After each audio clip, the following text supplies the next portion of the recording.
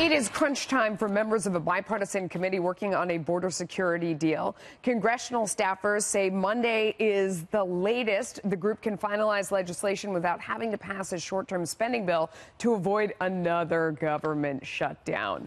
Now the members saying a deal appears in reach after a closed-door briefing yesterday from Border Patrol officials. One more potential hurdle, House Majority Leader Steny Hoyer saying that even if they do reach a deal, he has no confidence the president will sign the legislation. As to whether that measure would fund a border wall, here's one top Senate Democrat, Dick Durbin. I'm going to just hold back from making any public statement on that.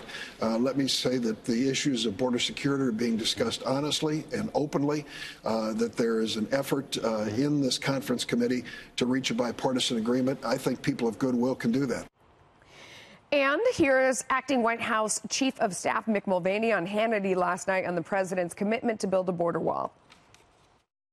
He is. We would love to work with Congress to do that. That's the right way to do it. It's the easiest way to do it. It's the fastest way to do it.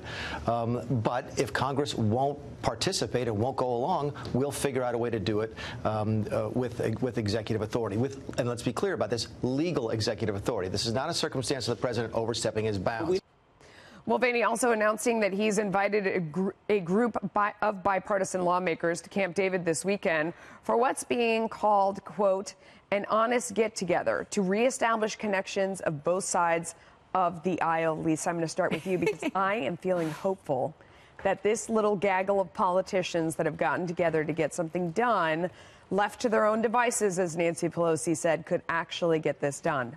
Am I a fool for being hopeful? You're never a fool, Melissa. But no, I agree. I actually do think that they'll get something done. I think you might have new border fencing, perhaps not a quote-unquote wall that President Trump can say, but he'll get some sort of additional enforcement along the southern border. I also think you'll see a really narrowly crafted bill. We're probably not going to see anything with Dreamers or, with addressing. I don't think so, because Congress has not been able to address the issue for so long. There's the limited window here, so I don't think you're going to see any sort of comprehensive deal get done. I think it's going to be really limited in scope. But I also think what we found out from the State of the Union is why Nancy Pelosi didn't want President Trump to give the State of the Union. You had something like 76% of viewers, at least according to CBS poll, approved of the speech, 72% approved of his immigration policies, almost 50 million people watching. That sure would have helped during the government shutdown when public opinion really mattered. Leslie, what do you think about that? Well, I'm hopeful too, and I'm a pessimist, so it's like really weird. No, you're not. I am. Okay, this is what they need to do, and honestly, this is why I think it's exciting when we have two parties that have power. The Democrats have the power in the House. The Republicans have the power in the Senate, because this is really how the government is made to work up. Both sides are supposed to sit down, hash it out, and work together. The problem here is I'm fearful, so here comes the pessimism now coming in, that whatever they come up with is not going to be pleasing to the president. But this is what it comes down to: spin for everybody.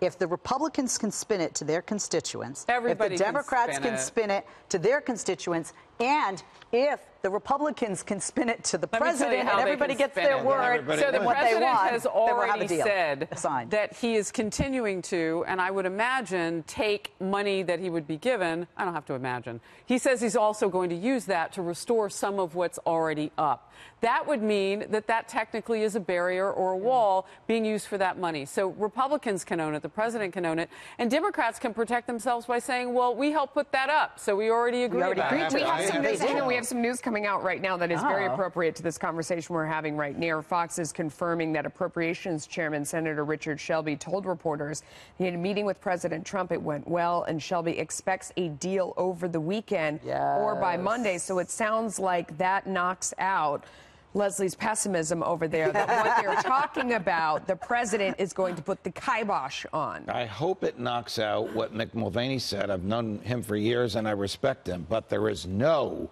legal authority for the president to spend money that has not been authorized by Congress. They shouldn't be making that threat. The Democrats don't take it seriously. So I'm happy about what you just read, because compromise is the way to go here. I never believed they were going to go with all those bludgeoning people with an executive order that'll be invalidated as soon as it's challenged. There you go.